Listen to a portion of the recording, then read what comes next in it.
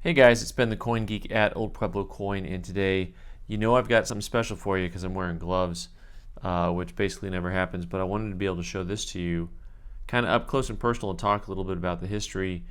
If you don't know who the original GOG was, George Washington.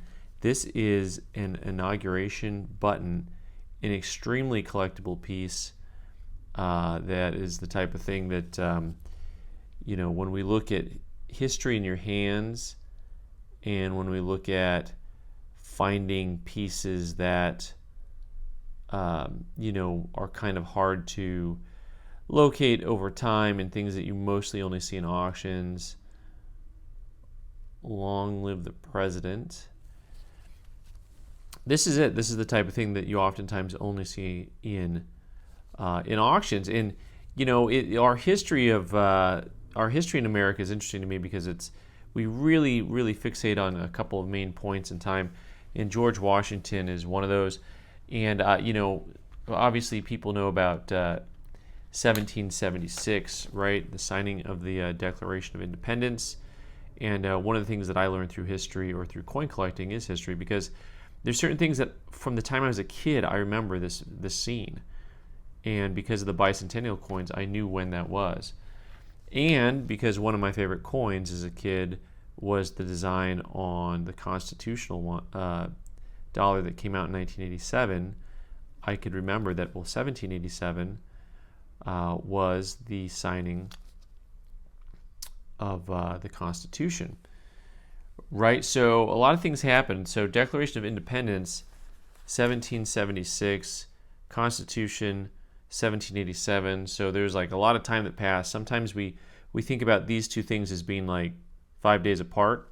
For those of us who aren't aficionados when it comes to the Revolutionary War, there was a whole war between there and there, and this guy had a whole lot to do with that, right? He was a general, and so that is one of his main claims to fame. But of course, we can continue to learn through coins because who can forget just a couple of years ago, 2021, one of the few coins with the same guy on it on both sides popped up, and it's a one-year type.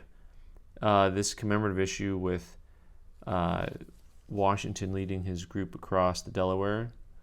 There's certain things that are really quite famous. Actually, by the way, can we just talk about how nice the detail is on this thing for this modern coinage and copper nickel coin?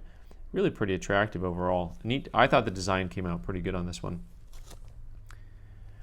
Of course, he was born in 1732, so I should mention that the actual Washington quarter came out in 1932, was his 200th anniversary of his birth. So there's lots of little things throughout the history and throughout coin collecting that help me remember, the importance of who did what, when, where, and why, and how.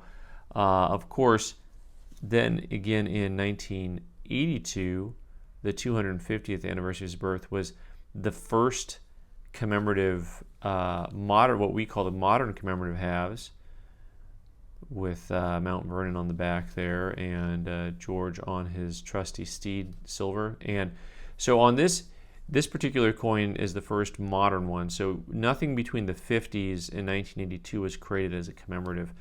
So that came out. And of course also, he's on lots of things. So this is not going to be anywhere near all-inclusive for the types of things that you can get with George Washington on it.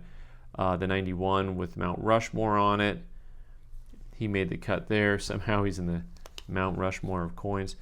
And then also, this is the, of course, when they started the Presidential Dollar Series, they went in order. So he got to go first. So George Washington was inaugurated April 30th, 1789.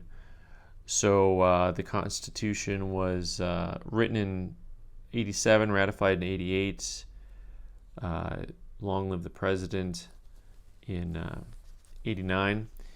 And this is the type of thing, sometimes y'all use the word, invest when you talk about the things that you purchase. And I understand when something is an expensive item, sometimes you automatically use that term invest. This is a piece that, a lot of you collect coins and paper money. So to buy something that's outside of that realm might be a little bit unusual for you. But when I think of things that I think could go up in value and maintain value and be good long-term quote-unquote investments in air quotes, this is the type of thing I think of. Obviously there are coins and currency we can talk about sometime, but items like this, George Washington related items, Abraham Lincoln related items, I consider to be kind of a nice long-term play, because I just think, well, in 40 or 50 years, how much are these going to be? Oh, how much is this going to be? This is something that we're going to price at about $47.50, $4,750, not $47.50. Just so we are clear where the decimal points are on that, it's really, really a neat piece.